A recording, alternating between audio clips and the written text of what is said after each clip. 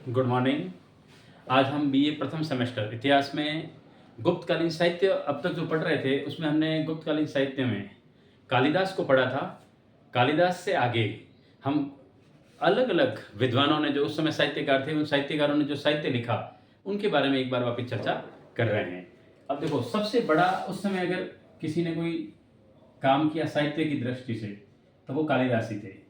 कालिदास को अब तक हमने पढ़ा है कि कालिदास के बारे में हमने जितने 7 ग्रंथों का अध्ययन अब तक किया था, जिनमें 3 नाटक, 2 काव्य और 2 महाकाव्यों के बारे में अपन ने वर्णन किया था। आज हम कालिदास को छोड़ करके जो दूसरे गुप्त काल में अच्छे साहित्यकार हुए उनकी एक एक किताबों का वर्णन करते हैं। किस साहित्यकार ने कौन सी किताब लिखी और वो गुप्त काल से संबंधित थी या नहीं थी।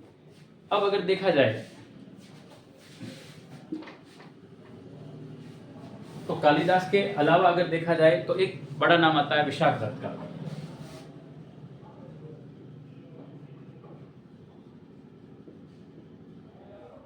विशाखदत्त ने जो पुस्तकें लिखी उसमें एक मुद्रा राक्षस और जो दूसरी पुस्तक है विशाखदत्त की मुद्रा राक्षस के अलावा, उसका नाम है देवी चंद्रगुप्तम।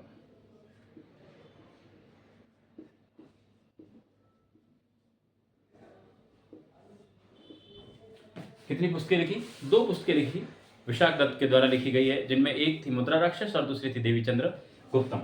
ध्यान रखना, इन दोनों की रचना गुप्त काल में हुई है।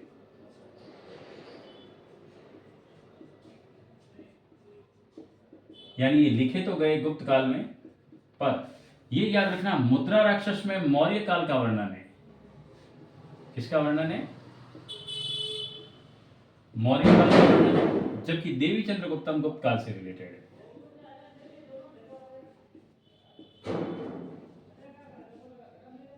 तो आपको याद रखना है, विशाखदत्त द्वारा 2 ग्रंथ लिखे गए हैं, मुद्रा राक्षस और देवी चंद्रगुप्तम।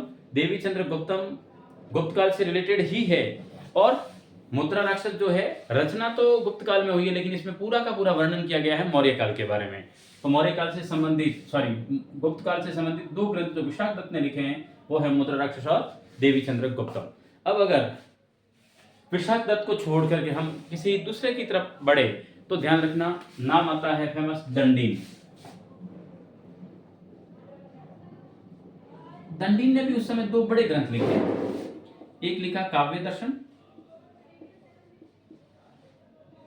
और दूसरा लिखा 10 कुमार सरित।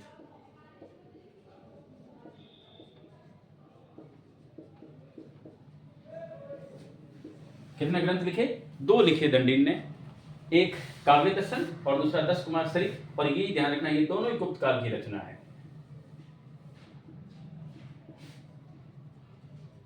तो इस प्रकार कालिदास के अलावा विशाखदत्त और दंडीन के नाम आए। विशाखदत्त में बस थोड़ा सा एक चीज याद रखनी है इस मुद्रा राक्षस के बारे में कि इसका रचना काल तो गुप्त काल ही है, इसलिए अपन गुप्त काल में पढ़ रहे हैं, लेकिन वर्णन जो पूरा है वो मौर्य काल के बारे में, बाकी सारों का सारा इसी के बेस पर है, नहीं गुप्त काल से रिलेटेड ही है। इसके अलावा यदि हम सबसे बड़ा नाम उस समय देखें तो कवि भास का नाम आता है। भास के बारे में आपने सुना होगा, बहुत बड़ा साहित्यकार था और उस समय उन्होंने एक बहुत बड़ा साहित्य लिखा, स्वप्नवासवदत्ता। कौन सा साहित्य लिखा है? स्वप्नवासवदत्ता। इसके अलावा अगर उनका देखा जाए तो चारुदत्ता, बहुत बढ़िया उन्होंने साहित्य लिखे उस समय, स्वप्नवासवदत्ता, चारुदत्ता। लेकिन एक सबसे इंपॉर्टेंट है और वो है अरुभंग। कौन सा है? अरुभंग इंपॉर्टेंट है। भास के तीनों ही याद रखने आपको, स्वप्नवासवदत्ता, चारुदत्ता और अरुभंग, ये 3 साहित्य भास ने लिखे हैं। तो अब तक हमने कालिदास को छोड़ करके देखे तो आज 3 साहित्यकारों को देखा है, विशाखदत्त को, दंडीन को और भास को। विशाखदत्त ने 2, मुद्रा राक्षस देवी चंद्रगुप्तम, दंडीन ने काव्य दर्शन 10 कुमार चरित्र और भास ने स्वप्नवासवदत्ता, चारुदत्ता और अरुभंग करके लिखा। उस समय ध्यान रखना ज्यादातर ग्रंथ सारे के सारे संस्कृत में ही लिखे हुए थे, क्योंकि संस्कृत में का ही बोलबाला था और कालिदास तो संस्कृत का उस समय बड़ा प्रकांड विद्वान हुआ है। अब आगे बढ़ते हैं, हम इन तीनों को छोड़ करके और कौन कौन से साहित्यकार हैं जिन्होंने साहित्य की रचना की, उनके बारे में पढ़ते हैं एक एक करके।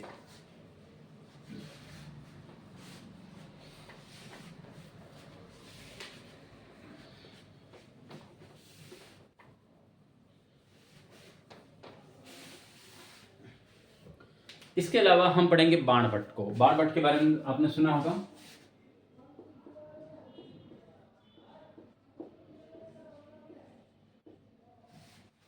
बाणभट्ट बहुत बड़ा नाम है और आपने बुकों के नाम भी अच्छे से पढ़े होंगे, जिनमें एक नाम था हर्षचरित और एक था कादम्बरी। ये दो साहित्य ऐसे थे जो गुप्त काल में रचना हुई है इनकी, और ये दोनों ही बाणभट्ट द्वारा रचित है। तो बाणभट्ट ने गुप्त काल में दो साहित्यों की रचना की है, हर्षचरित की और कादम्बरी की। दोनों ही इंपॉर्टेंट है, कई बार पूछे गए, डायरेक्टली पूछे गए हैं। कभी बाणभट्ट की किन्हीं दो रचनाओं के नाम बताइए, तो आपको बाणभट्ट का जब भी पूछा जाए तब इनके बारे में आपको लिखना है। एक बहुत इंपॉर्टेंट साहित्य है, कवि भारवी ने लिखा था, इंपॉर्टेंट है बहुत, किरातार्जुनीयम। अर्जुन के बारे में पूरा वर्णन है, किरातार्जुनीयम। भारी शब्द है, नाम भी याद रखना, भारवी। तो भारवी ने कौन सा लिखा है? किरातार्जुनीयम, और अर्जुन से संबंधित है ये पूरा, लेकिन इसकी रचना भी गुप्त काल में हुई है। तो किरातार्जुनीयम और भारवी संस्कृत में ही रचित है, तो याद रखना है। बाणभट्ट के अलावा भारवी ने कौन सा लिखा? किरातार्जुनीयम। इसके अलावा उस समय एक बहुत बढ़िया ग्रंथ लिखा गया है, एक साहित्यकार था वत्स भट्टी, इसने एक अच्छा साहित्य लिखा था, रावण वध।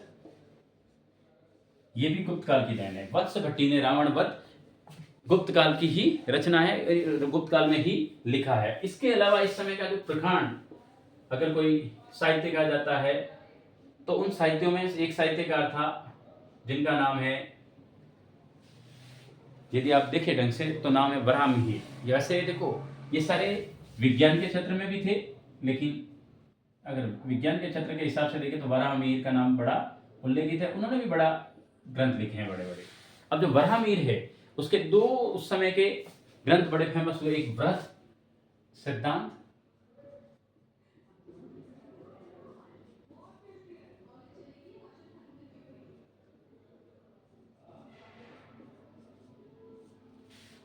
कौन सा है?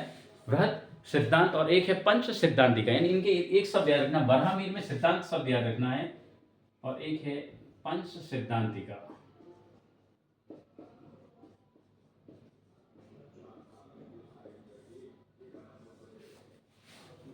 तो वराहमिहिर ने कौन से लिखे? बृहद सिद्धांत और पंच सिद्धांतिका। ध्यान रखना ये दोनों ही विज्ञान से संबंधित है, क्योंकि गुप्त काल तो विज्ञान, कला और साहित्य का स्वर्ण युग कहलाता है। तो साहित्य में दो ग्रंथ लिखे वराहमिहिर ने जो विज्ञान से संबंधित थे, लेकिन साहित्य तो है, तो पंच सिद्धांतिका और बृहद सिद्धांत लिखा है। इसके अलावा सबसे बड़ा आदमी उस समय हुआ आर्यभट्ट। नाम आपने अच्छे से सुन रखा होगा, आर्यभट्ट। ये भी साइंस से रिलेटेड, तो विज्ञान के क्षेत्र में उन्होंने क्या लिखा? आर्यभट्ट ने लिखा, एक तो लिखा ब्रह्म सिद्धांत,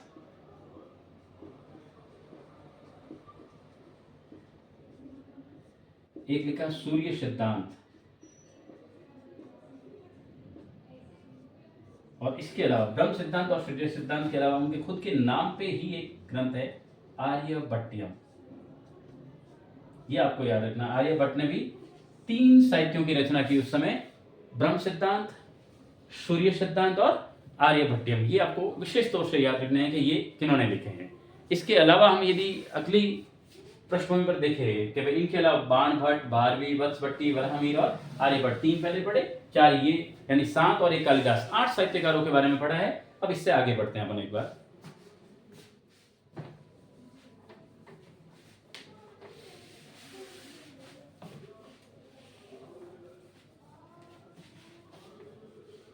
ये बात आपको विशेष याद रखने के आर्यभट्ट और वराहमिहिर का विज्ञान से संबंध था। अब अगर देखा जाए आगे की तरफ, तो ध्यान रखना एक बहुत बड़ा साहित्यकार हुआ सिद्धसेन।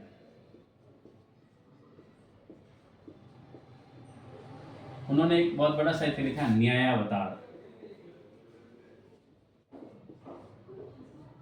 कौन सा लिखा है? न्यायावतार। ये भी गुप्त काल की देन है, और किसने लिखा है? सिद्धसेन ने। लेकिन जाना माना नाम आपने देख रखा होगा, विष्णु शर्मा। फेमस साहित्य है पंचतंत्र, इसकी रचना भी गुप्त काल की मानी जाती है। तो पंचतंत्र भी इसी समय का है। इसके अलावा देखिए तो एक नाम आता है इंपोर्टेंट, कामंदक। उसने एक ग्रंथ लिखा नीति शास्त्र। एक आदमी हुआ असंग, उस असंग ने लिखा योगाचार। ध्यान रखना ये सिंगल है। सिद्धसेन ने न्यायावतार, विष्णु शर्मा ने पंचतंत्र, कामंतक ने नीति शास्त्र और अशंग ने क्या लिखा है, योगाचार। ये आपको याद रखना है। इसके अलावा सिंगल नाम में मैं आपको एक नाम और बताता हूं और वो है सबसे फेमस नाम है, आपने ग्रंथ भी कई बार पढ़ा होगा, शूद्रक। इस साहित्यकार ने एक साहित्य लिखा मृच्छकटिकम।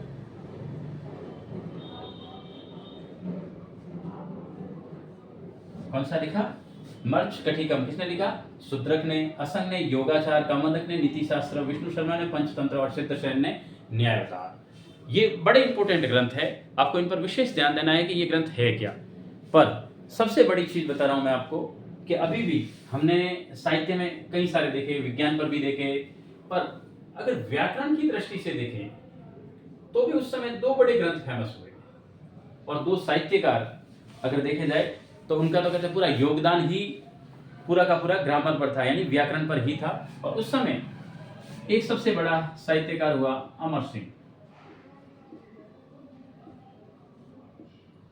और अमर सिंह ने एक ग्रंथ की रचना की, अमरकोश।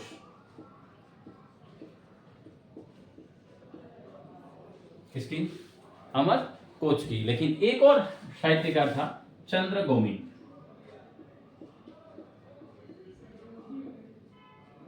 इस चंद्रगोमी व्यक्ति ने जो साहित्य लिखा उसका नाम था चंद्र व्याकरण। इसका मतलब उस समय यदि देखें तो व्याकरण पर आधारित दो बड़े ग्रंथ थे। अमर सिंह ने अमरकोश, चंद्रगोमी ने चंद्र व्याकरण।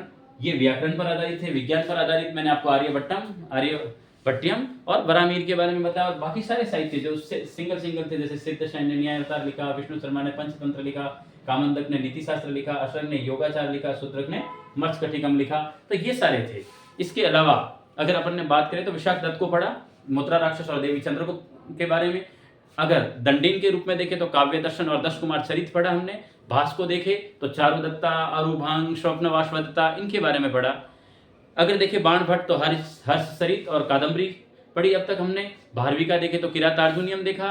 वत्स भट्टिका देखे तो उन्होंने रावण वध लिखा था। और उसके अलावा जो ग्रंथ है वो मैंने अभी भी आपको जस्ट बताए हैं। तो कालिदास के अलावा ये भी बड़े मुख्य साहित्य थे उस समय गुप्त काल की दृष्टि से देखे जाए तो गुप्त काल का जो गुप्त काल है वो साहित्य की दृष्टि से स्वर्ण युग था। और इसके बारे में हमने एक एक करके एक एक साहित्यकार को उसके साहित्य के हिसाब से पूरी तरह से वर्गीकृत किया है।